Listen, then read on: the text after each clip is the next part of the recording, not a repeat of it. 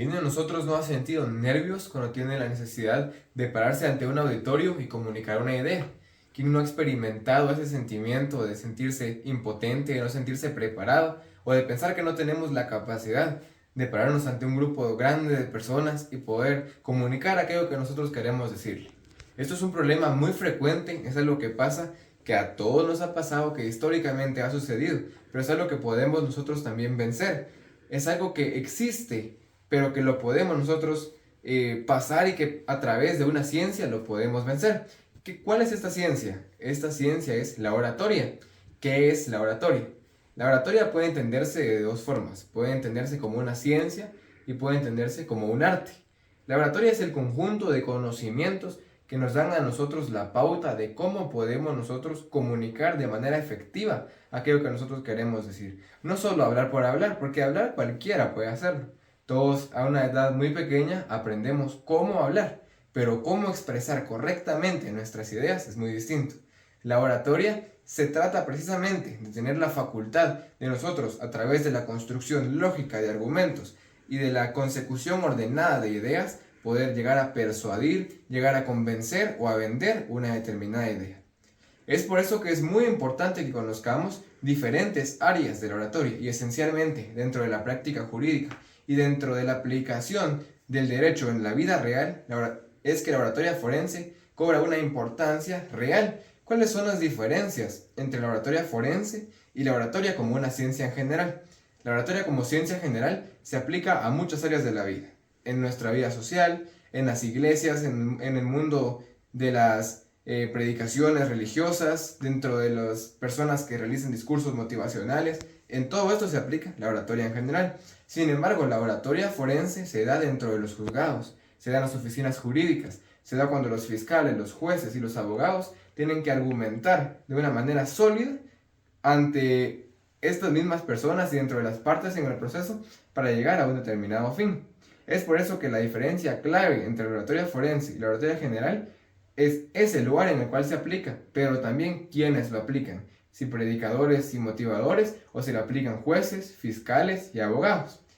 Debemos entender dónde nace la oratoria, de dónde viene esta ciencia, de dónde viene este arte. Originalmente nace en Sicilia, en Grecia. Debemos recordar que Grecia fue una civilización en la cual el arte y la ciencia tuvieron un auge excepcional, donde muchas ciencias llegaron a tener un apogeo, y entre esas tenemos a la oratoria. Uno de los grandes oradores griegos de aquel momento, que hasta hoy en día sigue siendo importante y de quien seguimos aprendiendo, fue Demóstenes. Demóstenes fue un orador excepcional, y la oratoria para aquel momento de la historia de la humanidad simbolizaba la capacidad de comunicar correctamente, y esto daba una imagen de poder, daba una imagen de tener cultura, de ser una persona muy culta, muy sabia, y no solo de saber, sino de realmente poder transmitir ese conocimiento a las demás personas. Además de Demóstenes, por ejemplo, Sócrates fundó una escuela de debate, en la cual las personas construían argumentos lógicos y debatían entre ellos asumiendo posturas. Yo creo que esto es algo muy importante y algo que nuestro sistema educativo debería tener, porque de pequeño nos enseñan matemáticas, nos enseñan ciencias naturales, nos enseñan ciencias sociales, pero no nos enseñan a construir argumentos lógicos, a adoptar una postura y a debatir, a enfrentarnos a los demás y defender nuestras ideas, que es algo que fomentaría a los niños no solo la capacidad de construir argumentos, sino de tener un criterio, de tener razonamiento lógico, algo que cambiaría mucho en nuestra sociedad. Pero Sócrates en Grecia sí fundó una escuela de debate. Además, en la evolución de la oratoria, podemos llegar a Roma, donde hubieron también grandes oradores, como lo fueron Julio César o como lo fueron Cicerón. Incluso en la Edad Moderna, grandes gobernadores, grandes políticos han tenido la capacidad de convencer, de persuadir, de comunicar, y a través de eso, de poder llegar a puestos de poder, como por ejemplo Barack Obama. También hay personas que lo han utilizado para mal, como fue el caso de Mussolini, un dictador italiano que tenía una capacidad excepcional para comunicar, pero que eso lo llevó a ser un dictador, y una historia que no merece la pena contar en este momento. Sin embargo, la oratoria es importante y a través de ella podemos lograr muchos objetivos. Ahora, ¿cuáles son las clases de oratoria? Hoy, con el avance de esta ciencia, podemos clasificarla dentro de diferentes ramas. Así como el derecho se clasifica en diferentes ramas, la oratoria también lo hace. Por ejemplo, tenemos a la oratoria social. La oratoria social, también llamada ceremonial, es la que utilizamos en nuestra vida cotidiana, la que utilizamos para platicar, para contar cómo nos fue en el día, para poder sentirnos bien con las demás personas a través de una comunicación en la cual nos podamos sentir cómodos.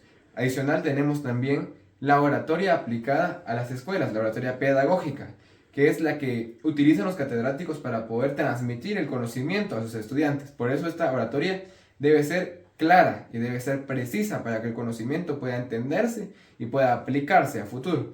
Tenemos también la oratoria política, la que se utiliza para persuadir, para convencer, para crear cierto sentir hacia un partido político, hacia un candidato y poder llevar a las personas a emitir un voto en un determinado sentido en particular. Tenemos también la oratoria religiosa o sacra, que es la que utilizan los pastores, los guías espirituales para poder guiar a las personas a actuar de una determinada manera dentro de un marco normativo doctrinal o dentro de lo que ellos consideran que es la voluntad de Dios. También tenemos lo que llamamos la oratoria de ventas. Vender es algo complicado y hay personas que tienen un talento excepcional para hacerlo, pero también viene de su capacidad de mostrar un producto, de poder vender un servicio y poder lograr que las personas sientan la necesidad de adquirirlo. Por eso le llamamos la oratoria de ventas. Y tenemos muchas ramas más de la oratoria que se aplican en diferentes áreas de la vida. Hablar es algo que puede hacerse sencillamente, pero hablar correctamente es muy distinto. Y por último debemos saber cuál es la importancia de una de las ramas más importantes de la oratoria, que es la oratoria forense. ¿Cuál es la importancia entonces de la oratoria forense?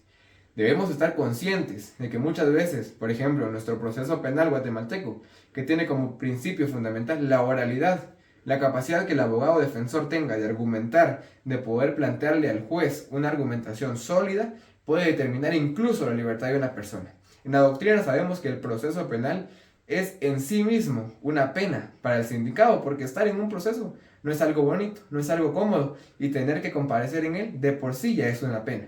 Pero el abogado defensor tiene en sus manos la libertad del sindicado, tiene en sus manos muchas veces lo que va a pasar en el futuro, lo que va a pasar con una persona. También un fiscal debe ser claro para exponer la relación de los hechos y para poder establecer por qué la persona que figura como sindicada tiene una implicación en el hecho que podría considerarse como delito o falta.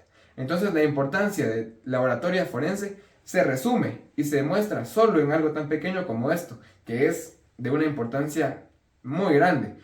También podemos saber que la labor del abogado se extiende en muchas etapas y que cada vez el abogado debe ir mejorando. El abogado debe ser una persona culta, debe ser una persona sabia, pero es muy importante que sea un buen orador. Y es por eso que es muy importante que conozcamos cada uno de estos conceptos y que no solo los sepamos, sino que los podamos aplicar y a través de la oratoria también los podamos compartir con las demás personas.